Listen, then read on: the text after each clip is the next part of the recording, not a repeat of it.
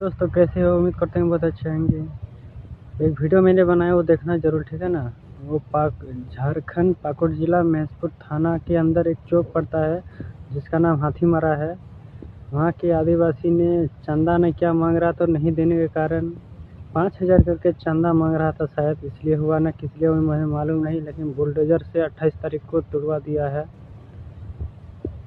बहुत अफसोस है। झारखंड सरकार से अपील कर रहा हूँ कि वहाँ के जो आपको एमएलए और एमपी है जो पाकुड़ जिला में, उससे संपर्क करके वहाँ के जैसे अन्याय हुआ है उनको इंसाफ दिलाई जाए। और वीडियो तमाम लोग को शेयर करना जिससे झारखंड सरकार और एमएलए के पास जैसे जाए, ठीक है ना। तो वीडियो ज़रूर देखना।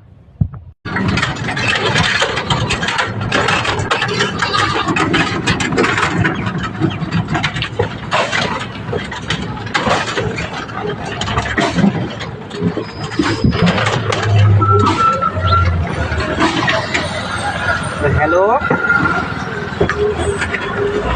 ये फोन एक बार করে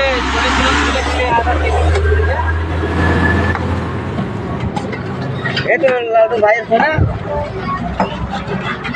ও হয়ে গেছে দুধ দিন এই